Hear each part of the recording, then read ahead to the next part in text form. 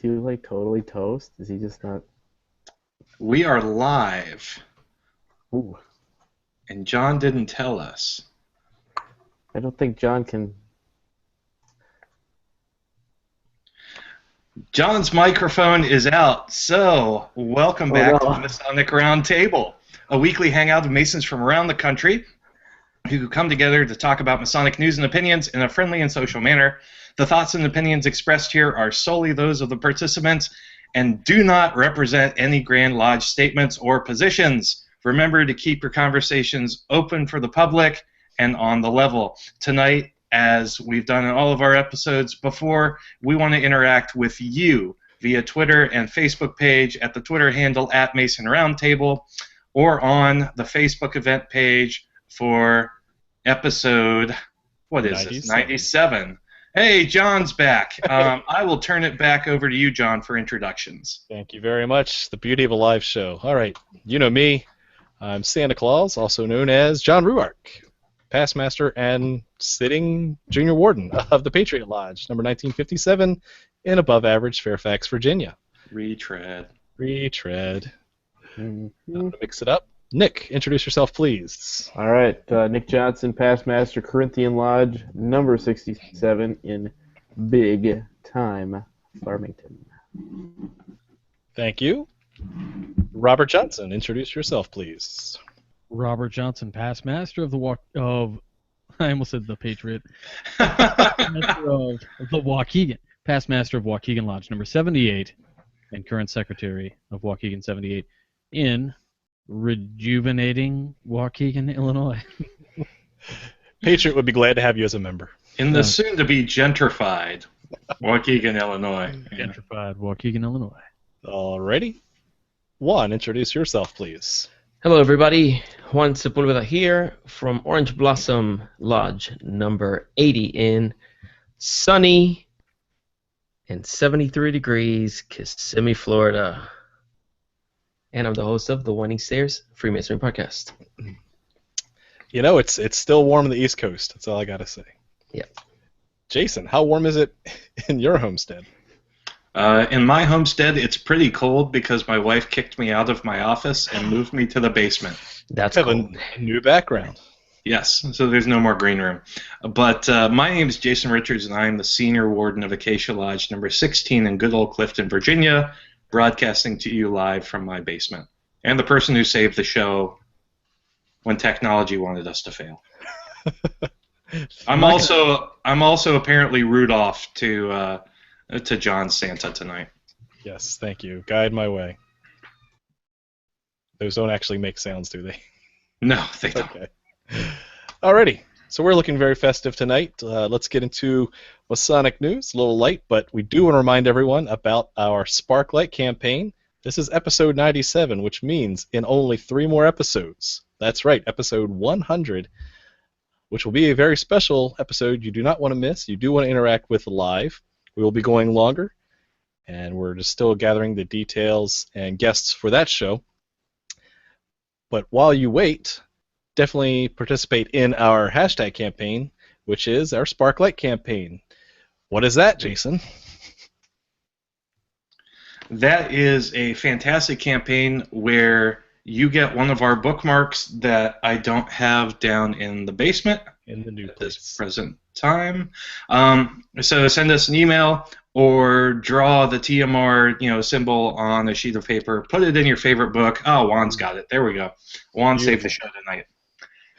And tell us a little bit about why that book has meant a lot to you. Post that to our Facebook page or send us a tweet on Twitter.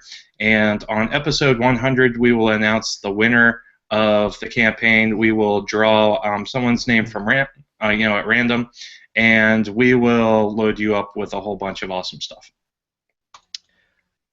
Yes, full of goodies. Santa will be good to you this year. We promise. So it costs nothing to enter, but lots of fun if you win. Alrighty, the last thing that I had queued up, unless you guys have anything else, is our friend and brother, Jonathan McDonald, who was on episode 65.5. Yeah, our celebrating the craft episode. who was also a member of the band Fellowcraft, not 10 days ago, launched a preview of their new album. So this is their first single, I guess. Yep. The Dying of the Light.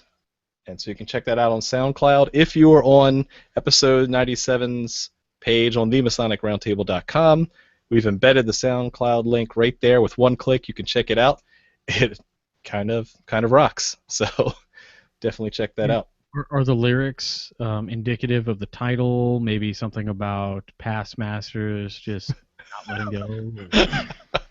So, JR has been clear that their lyrics aren't overtly Masonic. Right. They're a band of Masons, but it's not necessarily an overtly Masonic band. They've got some really, really fantastic stuff though, and you'll probably hear more from them on the Masonic Roundtable. Especially as they start to release their actual album. It looks like they're rolling out in early 2016. Again, here's a screenshot of episode 65 and a half. So go back and check that out, hear what he has to say. This was right before he went live as the very first act on Celebrating the Craft for the Scottish Rite. So that's pretty cool. Yep. And it's almost another wonderful time of year for the Masonic fraternity. No, not Christmas, not the New Year. That's right, it's AMD Masonic Week. So if you've been good, you'll get extra degrees in your stocking this year. And where can you find that? You can go to yorkrite.com/Masonic Week, I think. Jason's going to look that up. Okay. Yep. And I can screen share that now. It runs from the 11th of February 2016 to the 14th, I believe. So if you really want to piss off your significant other, spend all day Sunday doing Masonic-related things on Valentine's Day. Hey-o, guess where I'm going to be? Nice. I will be at Masonic Week. I'm leaving on the 10th, and I'll be back on the 14th. Wow. So you will be there. Is that what I heard? I'll be there, yeah. I'm looking forward to seeing a bunch of people that I've only interacted with online. Hopefully some bros that come out there. We can go out there and do real Masonic stuff, like have a beer and talk philosophy. Word. Because most of us can't get into most of the programs at Masonic Week.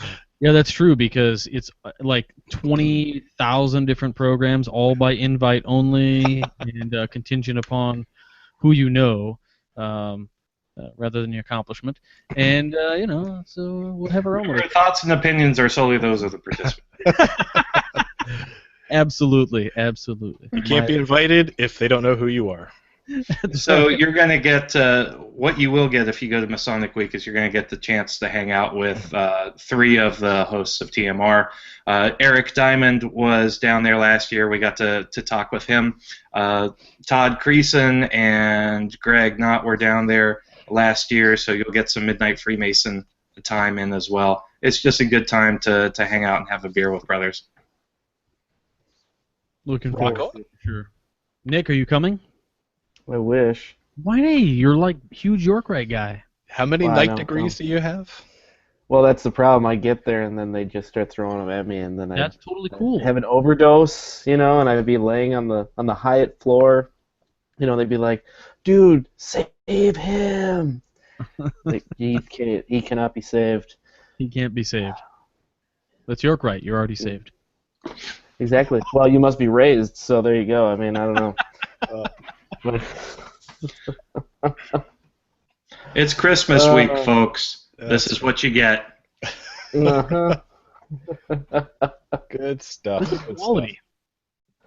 Hey, Nick, while you're there, What? why don't you tell us about, I don't know, a Masonic Monday question? Oh my gosh, a Masonic Monday question that I released literally on Tuesday, because I'm Tuesday. not sure if it's a Batman voice or a very creepy guy sneaking around the alley, but either way, I like Tuesday. Where is it? Gosh, another comic book reference. Perfect. See, we have to have one, and we got it. Raise the roof. All right, drink. Drink. I already drank all my water. Right. Hey, what's the question, Nick? Okay, so the answer for last week was actually the one I said was most accurate was Robert of Chester, who published his translation of Gabar's Book of Composition of Alchemy in 1144, but I also credited anyone who answered with Hugo de Santea or Adelard of Bath, because both of them also published translations of alchemy, but they weren't as widely spread.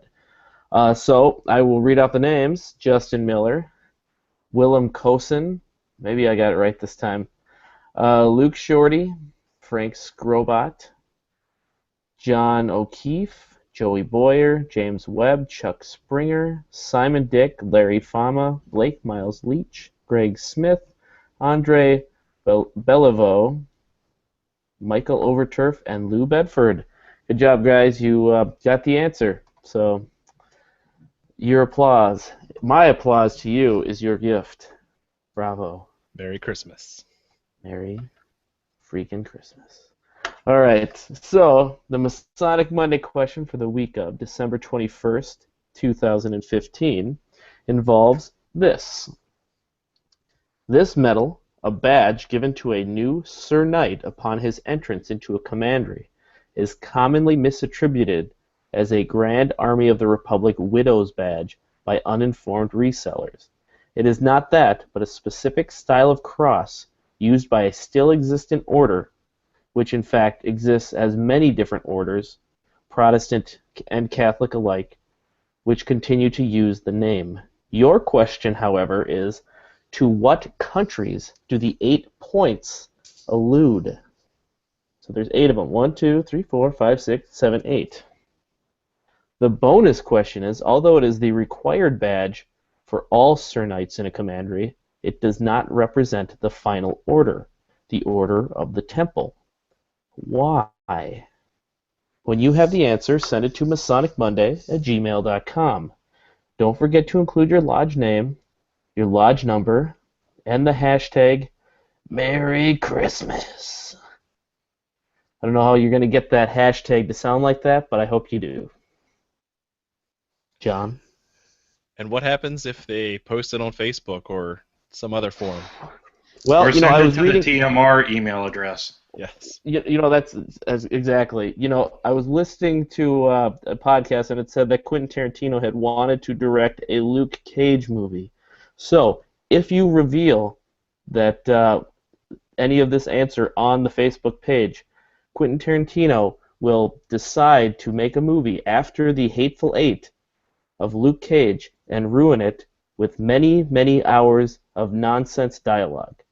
Do not ruin Luke Cage for me. Do not post it on the Facebook page. John? Netflix is already going to corner that market. That's true. Let me tell They you, can you never bring him know, in to though. direct the Netflix series. No! No! Let's get He'll to cast tonight's Leonardo topic. DiCaprio. Yes. uh, Okay. man. It is the most wonderful time of the year, which means it's time for a Christmas episode. Yes, we kept going, and so we thought we would cover a couple soft topics tonight. This is a time full of traditions, right? Everyone has their family traditions. We've talked about the election season for the new officers in your lodges, so if you've been recently elected in most jurisdictions, congratulations.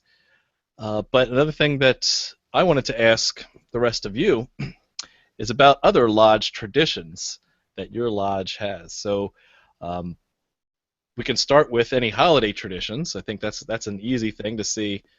Does your lodge have any holiday traditions that they do every year? And I'll start with Robert. I see a head nod over there. Oh, sure. So every year, our lodge puts on a what do you want to call it? I guess it's just a children's holiday party, really. It's kind of one of those things that's really interesting. We don't really set a budget for it. We just always make it happen, and the kids have a phenomenal time. We do it on the weekend, excuse me, a couple weekends usually before Christmas where we have Santa come down, give presents to the kids. Lunch is served, that kind of deal. For the first time in forever, we held it on a Sunday, which a lot of people were kind of grouchy about, but that's why we held it at noon. So we had a good turnout, and I think we had a great holiday party this year. Broke a few traditions. Like I said, we did it on a Sunday instead of a Saturday, which was pretty nice.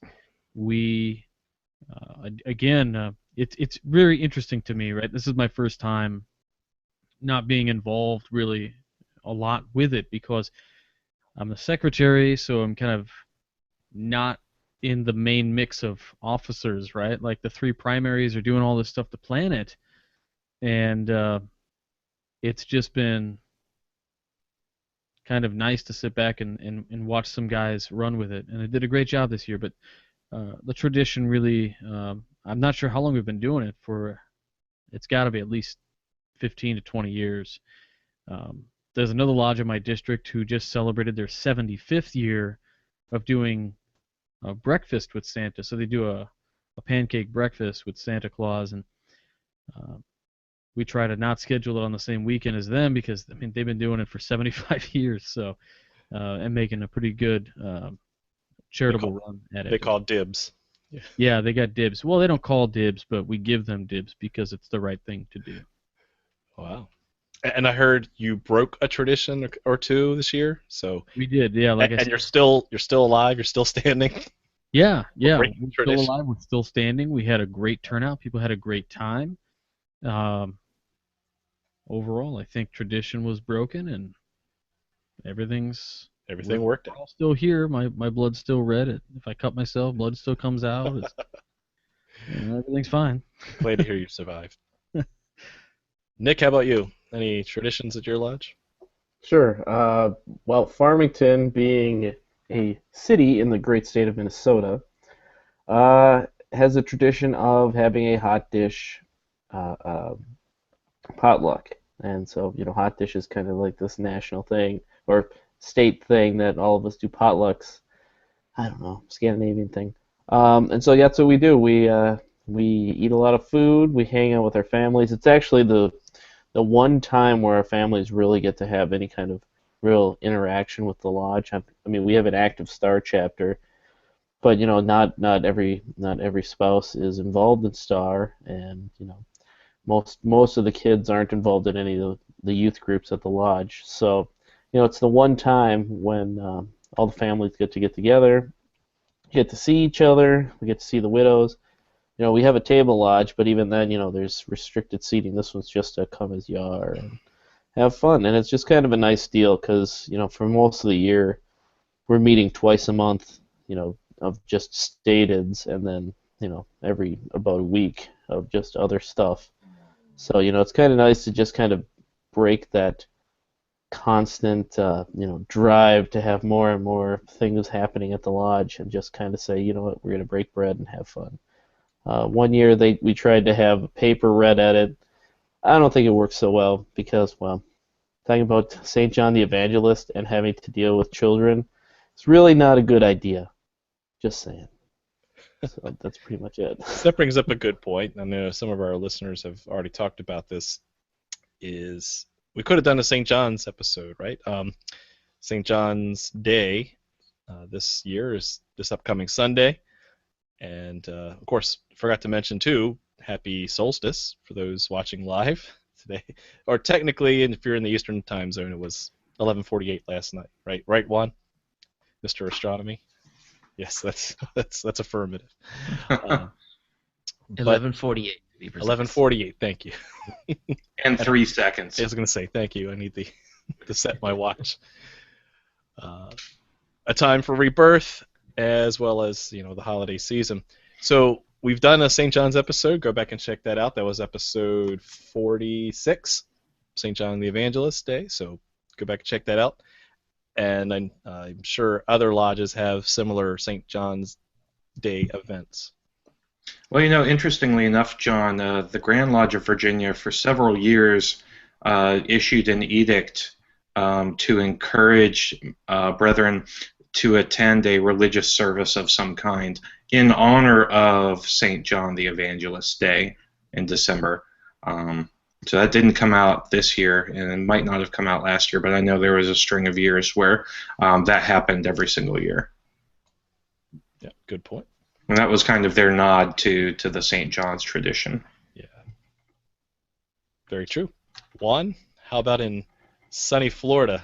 Any holiday traditions? In sunny Florida, I can tell you about the traditions that we have at Eola Lodge. I haven't been as involved in the leadership in Kissimmee, but I can tell you that we have a pre-K class that we practically sponsor for during Christmas. So we do a drive to gather materials for that specific class, and also we do a thing that we call the angels.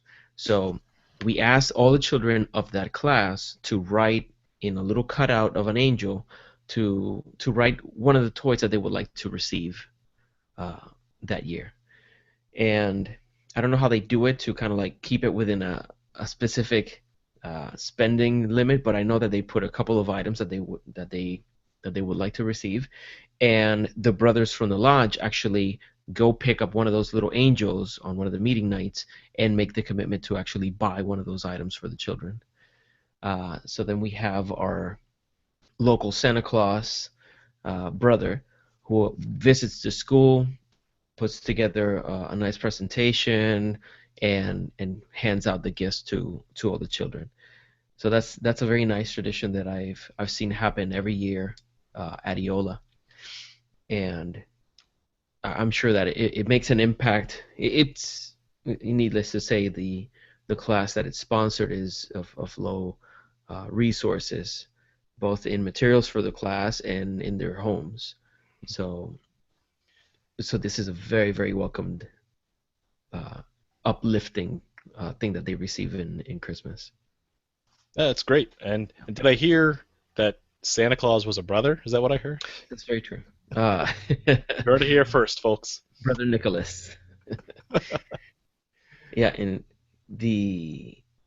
so that's basically it. And one more thing that I know we've done in the past is we take the teacher for a breakfast. So the officers of the lodge take the teacher on a Sunday or a Saturday to breakfast, and that's when they give her the supplies for the class. So it's a very involved. It's one way in which we're constantly in touch with the local community. Wow, that's great. A lot of good work done by a lot of good lodges. I know there's many other that are already starting to flood through the social media pages. Mm-hmm.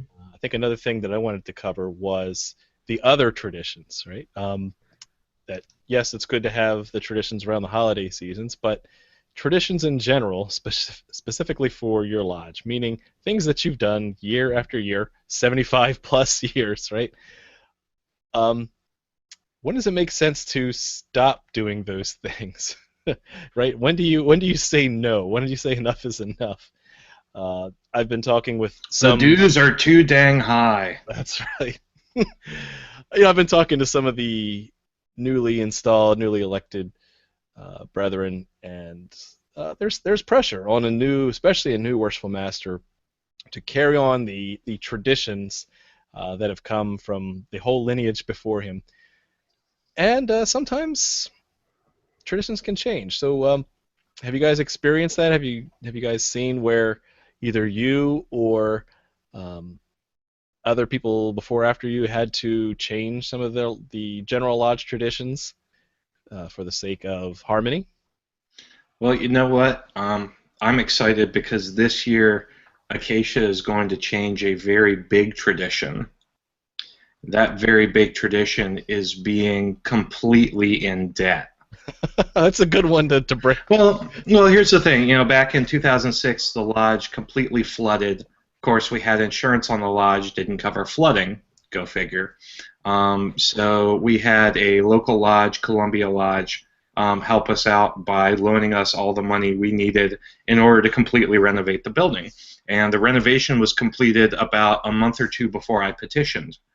And come this March, Acacia will actually have paid off all of our debts to Columbia, which I think is an amazing way to start off the new year and really get us into the community more, because Acacia really hasn't done a lot in the community outside of fundraising because we just haven't had the money and resources to invest.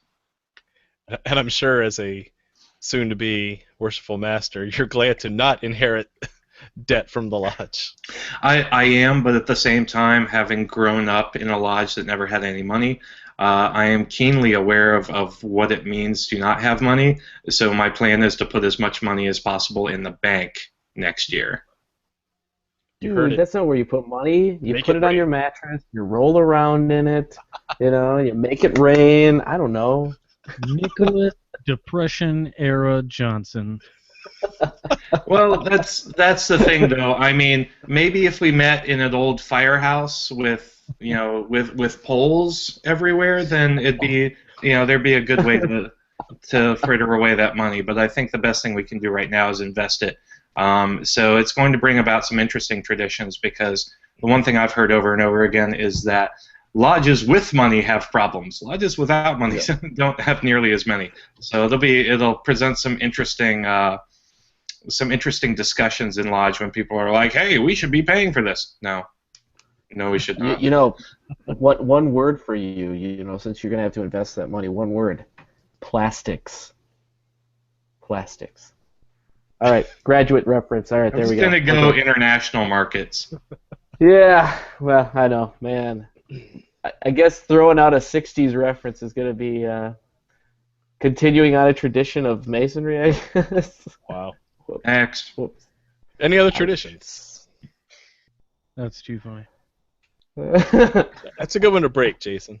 I saw some other head nods, though, of traditions that need to be broken or have been broken in the past.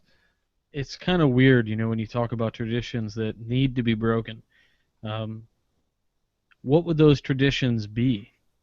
You know, in a lot of cases, those traditions are, it all boils down to, we all talked about the way we've always done it. That's the tradition.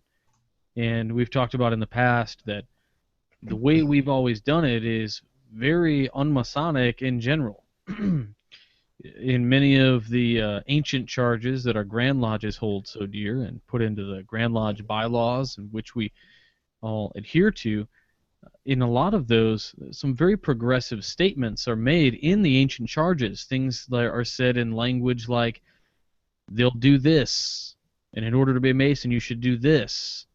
And then it is followed by a phrase like, until such time as when it is deemed these things are no longer necessary. And for things of the wording like that in the 17th century, get out of here. That is so progressive. Today, if somebody says that about something that's sacrosanct, right? Somebody's going to get so upset they'll throw up, right? Some people just can't handle that change. And we're an organization of change. So, honestly, traditions, depending on what they are, everything does have a limit, I guess. But traditions should be, I'm not going to say broken, but reevaluated and refined continually to appeal to the progressive nature of the fraternity. Newer men coming in, we might not value a pool table in the lodge anymore. That might be a big screen TV with Call of Duty on it. I don't know. Right. It's the traditions need to change. They need to roll over. And I'll include expectations as well in Absolutely. the traditions thing, right? Like just to be perfectly frank, back in my year, that there were a lot of expectations as a worshipful master to attend all of these district-wide events and to do that on a regular basis. There were, things that could keep you out just about every night of the week. Yep. Meanwhile, I had 2 kids at home, and when I had my lodge meeting, that was the highest priority, and then everything else was lower priority. So, if I had senior officers, my wardens, I'm going to delegate that stuff to them, and I don't need to have that presence there, even though traditionally every worshipful master has gone to these district-wide events, ritual schools, that kind of thing. So there were things that I didn't go to, and I don't feel bad about missing them, despite that being an expectation. John, these are traditions that came about. I mean, you're thinking about a time when wives were primarily at home. Yep. Okay, so we have wives now that are working, and I don't know, like in my case, my wife makes lots more money than I do. It's more important for her to be able, if she's working or if she has a time off where she needs a break, then I need to be home with the kids. Then I need to be home with the kids, and Yes. that's a tradition in itself that's already been broken outside of the fraternity. I read articles in the past that have stated that inside the lodge, it's like stepping back in time, and it is in a lot of respects. But we're seeing in a lot of, I guess, I don't want to get too political about it, but in a lot of progressive areas around the country, you're seeing the expectations change, exactly what you were talking about. Mm-hmm. The expectations that a man is going to stay home with his kids rather than go to a fellow crafts night. Yep. And you're starting to see the fraternity bend and change some traditions as well, while trying to schedule things like for instance, the Grand Lodge of Illinois, we have something called the Grand Masters Award of Excellence, and we have several tiers we need to meet, and we submit that, and we get an award for the lodge. One of those tiers is to hold a father-son or father-daughter night. So they're trying to bring people in, bring families back in. So. It's funny you bring up kind of the award or the criteria thing, because that was another thing, and then I'll step off my soapbox. But in the Grand Lodge of Virginia, there is a thing called the James Noah Hillman Memorial Award. I have an example here. You can Google this. But it is an award that a lodge has to apply to, and it's pretty simple. It's a checklist that if you follow these rules, here's an example here of activities that the lodge must accomplish. And if they check off these things, they can submit, and barring any other reason, they would automatically win this award. So it's kind of we've done good work as a lodge award. However, the criteria might need to be reevaluated. Patriot Lodge, being a brand new lodge, didn't have the same number of members to cover all of the requirements, the minimum requirements of this award. Now, every lodge in our district always applies for it, just because that's the tradition. And yet, right, so how do you feel about that? Right, I hate it. For instance, like you have on there I. So I says lodge contributions to MAHOVA. Masonic Home of Virginia. Okay. So in Illinois we have something, right? We have just a Masonic Charities Fund for the Grand Lodge. Now, to me, some of those tiers almost feel, and this is my opinion only, it kind of feels like we're buying the award. When it tells you that you have to contribute, if you contribute $2 per member to the fund, that's a plank point. Now, granted, that's only like 2 or 3 of the 60-something requirements to get this award, and the other 60 or so requirements are absolutely wonderful things we're doing. But things like where we have to buy a point is kind of... Yeah. And so I'll also reiterate, too, that these requirements, some of these, while well-intended, again, may not make sense. For example, item V here, the lodge visited or hosted 3 youth organizations, and you have to have 5 or more of your members there for a visit. So you have to go to 3 different youth organizations activities. Find them first, right? It's going to be a hunt. Right. Let's go back to episode 42 and talk about youth groups, because the Patriot Lodge is a youth group. It is made up of 18-year-olds that come in right from class. So it makes no sense for them to go talk to D. Malay, who are their younger brothers. Yeah. Completely outside of their bubble as far as their lifestyle goes. These kids are wedded to their college campus right now. Where are they going to go find high school and middle school kids in the area when most of them don't even have vehicles and don't live in the area, or the bar is? No, I'm kidding. But in all seriousness, this is, again, well intended, and it's a tradition and it's an expectation that every lodge apply for it. So then you have almost a sense of disappointment if you let your brothers down by not being able to apply. So In Minnesota we have one of those as well, and it's just kind of funny with these programs. I always feel almost like it's a hammer looking for a nail, in terms of this traditional idea. It's a tradition that is a new tradition. It's like Elf on the Shelf, Nobody really wants to do it, but it's being shoved down our throats. So, fine, we'll get the elf. We'll put him on the shelf. We'll put him in dirty positions because we're gonna fight the man.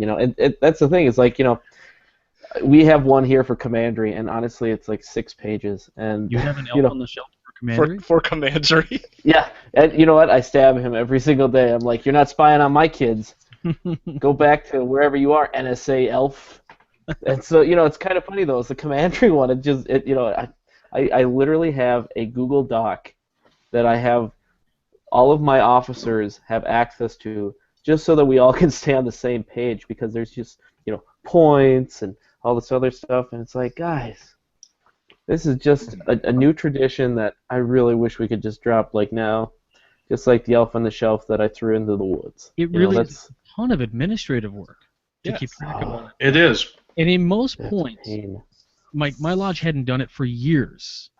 And the reason was we didn't feel right applying for something. That's like saying, hey, Look at me. look at me. You guys have seen Caddyshack, right?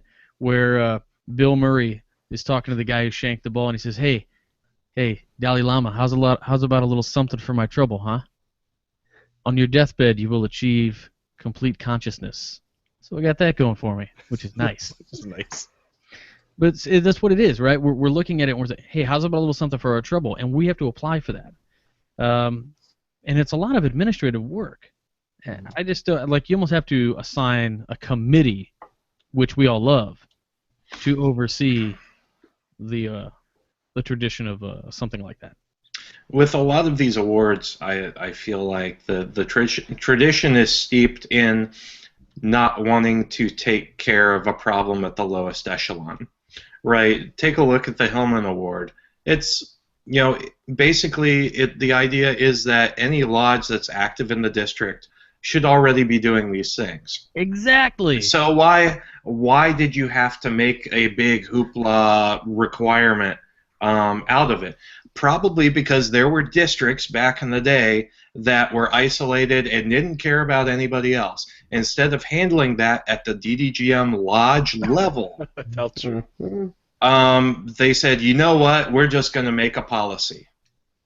And we're going to go from there. Things. Yeah, that's exactly it. Like we realized when we went through it for the first time in like forever, we said, guys, we already do all this stuff. All we got to do is submit it. It's just weird. How about you, Juan? Any traditions that need to die? Any traditions that need to be broken? Well, I don't know why no one has mentioned the minutes, because there's a tradition that has to end. Is that? Bravo, kind sir. Bravo. It's cliche at this point. Yeah, it's like I thought this is a low-hanging fruit. Wow, dude. That's like our Monday joke. It has a lot to do with change. Communication, generation after generation, continues to become faster. It could be more efficient if we use it properly, but the recording of the minutes and the reading of the minutes aloud really made sense in an era where you didn't have the connectivity that we have today. Yeah. So I have seen many suggestions come up and get completely shut down that try to attenuate the impact that the minutes have in the meeting. And I suspect it has to do with that fear of change or wanting to hold on to something just because that's how we've always done it. And if we need to look closely at how our time is spent in the meeting, because when brothers are getting a lot more in Masonry from other sources other than the lodge, that has a lot to say. You know, Right, like what if one day every lodge in America decided to start doing what I consider what I consider the work, we would be out of something to do. We wouldn't be Amen. needed.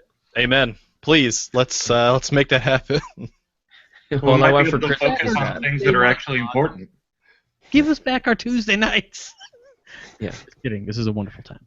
You know, I remember a video that Brother Martin Falks put out where it was almost like he had just read something about los gremios. I always forget that word. Guilds. About the guilds.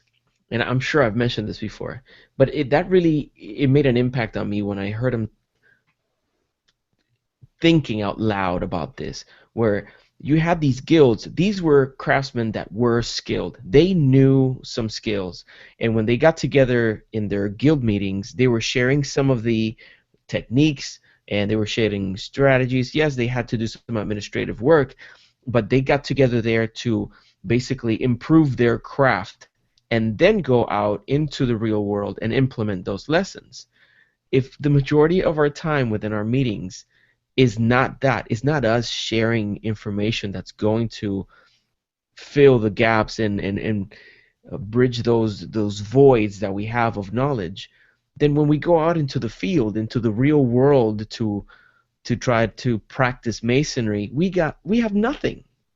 And that's one of the things that motivated me to start the Winding Stairs was that I wanted to be practical. The lessons of masonry, they're practical. You can apply them into your real life, but if we don't talk about them on how they can be applied, if we don't actually have these discussions that motivate people to apply those lessons, then it's just like memorizing a poem and never reciting it again. What's the point? So hopefully for this new year, for the brothers that watch our show and listen to our podcast, make a commitment that even if your lodge doesn't put a structure to it, even if your lodge fails to change and progress and modernize, make it your own commitment, your own endeavor to the time that you spend in lodge for it to be beneficial to you and your craft. And take it upon yourself. When people start talking to you about traffic, how did you get here? Don't worry about it. Let's talk about whatever else, What came you here to do? Absolutely. Exactly. All right, on that note, let's switch over to social media and see what they're saying on there. Alrighty. Well, we've had some great comments on social media tonight. I will start with Brother Donnie Dillon, who wants to wish us all a very happy Festivus for the rest of us. Nice. And I said, let the airing of grievances begin, and Brother Blake from Australia was quick to chime in to say, well, isn't that what the stated meeting's for? Very nice, very nice. What is the stick? Is that a stripper pole or something? I don't get that. Festivus pole. Oh. Festivus pole, man. It's a Seinfeld reference. It's not quite a comic book reference, but it's a Seinfeld. It's You have to nerdy do enough. Strength and Festivus miracles. Jeez, I watch too much TV. So Brother Gerald Brown says that all year long, his lodge takes up money for a Christmas for Kids program. And in December, they take all that money and they actually go and buy Christmas gifts for one or two families in need. And that's really cool. Yep. I've actually seen a couple different brothers here, including Gerald Brown and Ken Lotman, say that their lodges actually do a widows program where they do a basket of fruit and nuts and candy and a card to deliver to Masonic widows. And that's one thing that I think Masonry does really well, is remembering the families of those brethren who have passed. Because especially around the holidays, if you've got a loved one who isn't here anymore, the holidays just take on a brand new shape and form, and it can be a very lonely time. So I think lodges that do a widows program are just doing an incredible service to Masonic widows and families everywhere. widows and orphans. That's awesome. I definitely appreciate what you brothers do for that because I haven't seen much of that in the few lodges that I attend. So, good work. Yeah. Let's see. Scrolling through some more. Mike Hambrecht, who's been elected to receive the degree, says all he wants for Christmas is his EA degree. I just read that. Yeah, hang in there, bro. Not going to happen. Yeah. John is in contact with your worshipful master. It's not going to happen. No, masonry is a marathon, not a sprint, and you have the rest of your life to listen to the minutes being read and make some good friendships along the way. So it will be okay. Michael Overturf says that all he wants for Christmas is for esoteric research to make a strong comeback. Amen. Huzzah! Yeah, I think we are all with you on that one, bro. Not me. I love minutes. You Uh, love minutes and Give me pancakes with light syrup because everybody has diabetes. Got that right. And not only that, I want the minutes read at the beginning of the meeting, and then I want a recap of those minutes at the end of the meeting, just so that we can make sure that we get everything right twice. I'm never sitting in lodge with you ever. Yeah. They Nick made me is never record. allowed to be secretary. Oh yeah, Nick and I are both kind of secretaries. Yeah, I'm a secretary now too. So there you go. All right, that is about all we've got on social media tonight, John. John, who doesn't care. John, who's like, I don't know, my mic's not working. John, whose microphone crapped out on him for the second time tonight. So let's go ahead and bring it home with final thoughts, shameless plugs, and let's start with Nick.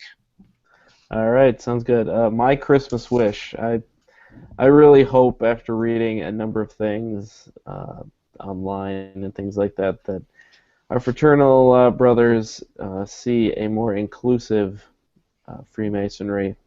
I think a lot of brothers are forgetting their obligations in a way that, and it's out of fear and things like that. We all know what I'm talking about. And so I think we need to understand what the purpose of Freemasonry is, at least Dr. Anderson, which is to bring men that would be at a perpetual distance in a chain of union.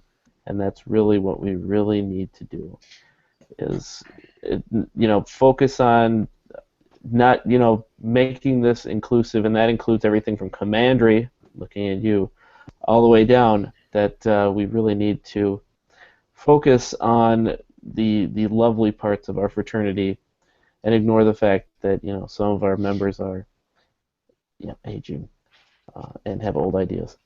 Even though they're very smart, they still have some old ideas. So I had to whisper that because I don't think they heard me.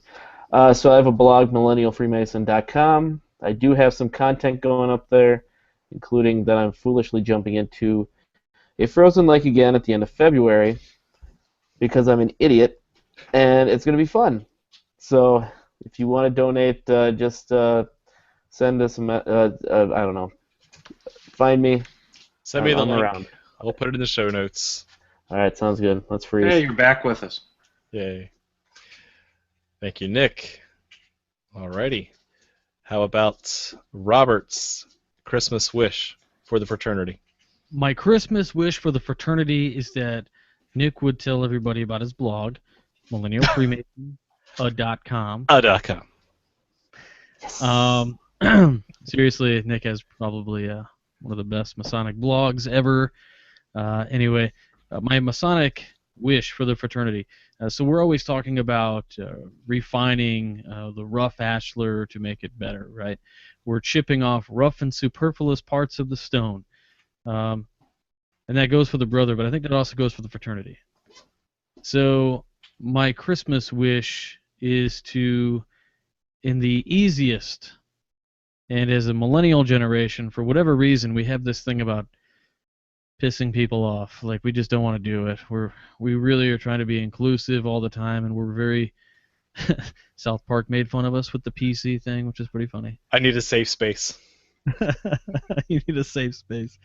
I hope that we can accomplish getting rid of the antiquated things that they might be traditional, and I hope we can get rid of the things in a way that is positive, uh, hopefully non-offensive, and to take whatever we're getting rid of, to take the essence of that and start a new tradition moving forward.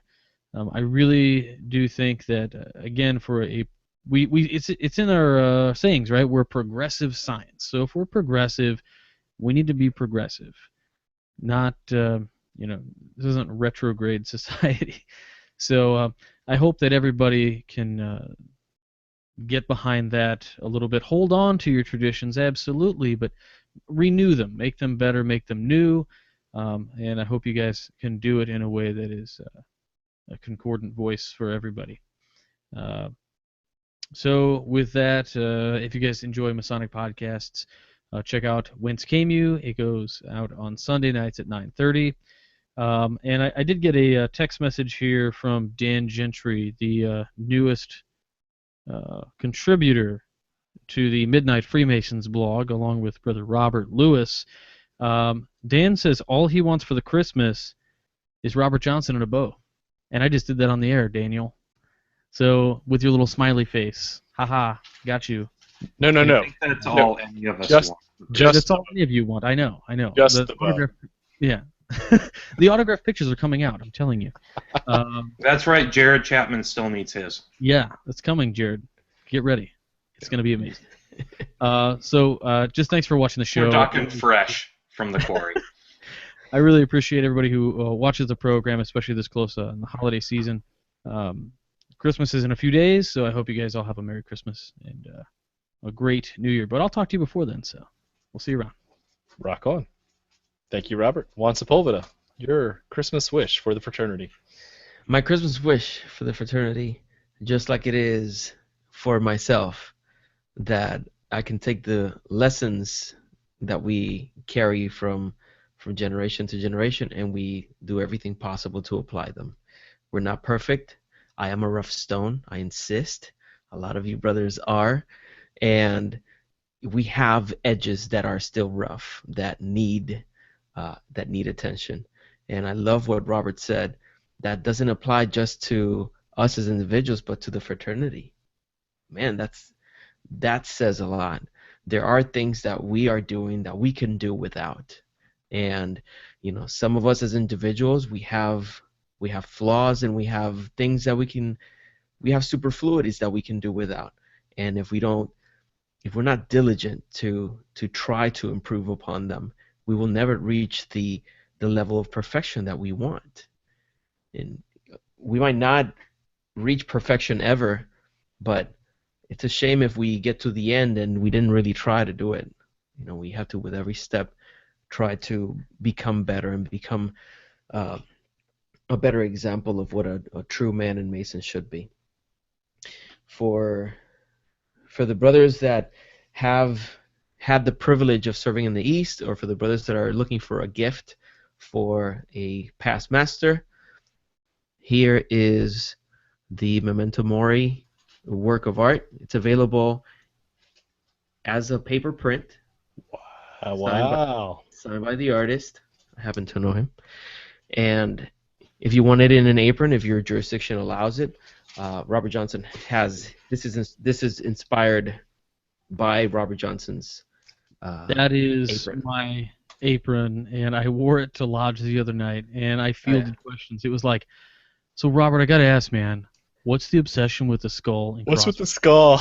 It's not Masonic.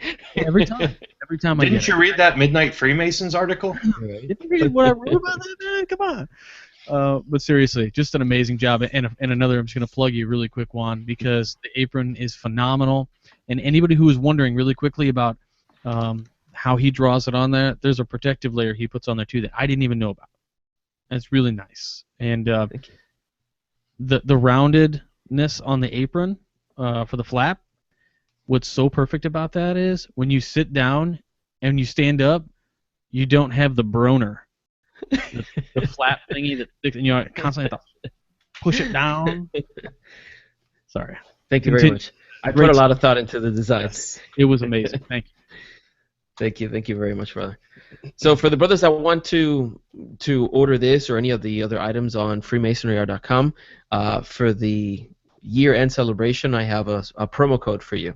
You have two choices. Number one, if you want to send some money to the Masonic Roundtable so that we can continue to do the work that we do, use promo code TMR, and a portion of the sale is going to go to the show. It doesn't go to me; it goes to the entire production. Or you can use promo code year-end-ship, all one word, and your shipping will be free from now until the first of the year. So the year 2016. Yeah. Yeah, because this is going to stay online forever. Good qualifier, yeah. freemasonry.com. Thank you, brothers. Awesome. Thank you, Juan. Okay. Jason. All right. So it's been an interesting year in Freemasonry. It's been some good. It's been some challenging. My wish for the fraternity really is for the fraternity members and the fraternity as a whole to really have an emphasis on common sense and human decency. Because those are two things that really hit at the core of who we are as Masons. Enlightenment thinkers were the first to really take a look at literature and exchange ideas and say, you know what, the things that we're getting from the local bishop at the Catholic Church, there might be more to it. I want to figure it out for ourselves. Figure it out for myself. The fraternity was founded on ideas of common sense and human decency, and I think we need to keep those in mind, throughout the next year and for the foreseeable future. And I'm not saying we forgot those, but when it comes to accepting brethren of all religions, lifestyles in lodge, we have Muslim brethren in our lodges every single day. They are damn good brothers. And they are amazing people who shouldn't be treated any differently because of their faith. I think if we keep in mind our roots and where we came from out of Enlightenment philosophy, and focus on the human aspect of brotherhood over the next year, I think we're going to have a really, really good year. And that is my wish for the fraternity. One of my New Year's resolutions is to write more for the Midnight Freemasons. You can check them out at midnightfreemasons.org. They are awesome, and I'm going to try for more than 4 posts a year. But as Robert knows, the posts that I write are killer. Go big or go home. That's true. Quality over quantity every day. Indeed. Yeah, so yes. So hey everybody, thanks for sticking with us and watching us, especially 3 days away from Christmas. We are so happy that you all are spending your holiday season with us. If you're listening to us on the commute to or from work, we hope you all have a very safe holiday season and a very joyous holiday season. So that's the best wish that I can give you all for the new year. Thank you, Jason. As for me, yes, happy solstice, Merry Christmas, Happy New Year, and all that good stuff. My wish for the fraternity, I'm going to echo what Michael Overturf said in a slightly different way. He wanted esoterics to make a strong comeback. I'm going to say I would like every Mason to come back to the system of morality, veiled in allegory, and illustrated by symbols, right? For everyone to take that system of morality and apply it to their own lives. Look at the philosophical underpinnings of what we're taught. Don't treat this as the good old boys club. Listen to the words. Apply the words. Don't just repeat the words. Understand the words. Live the words is the most important part. So that's my Christmas wish to you and to the fraternity. And change begins at home. Be the change you wish to see in the world. With that, thank you very much for watching. Merry Christmas, and keep searching for more light. See you next week. Good night.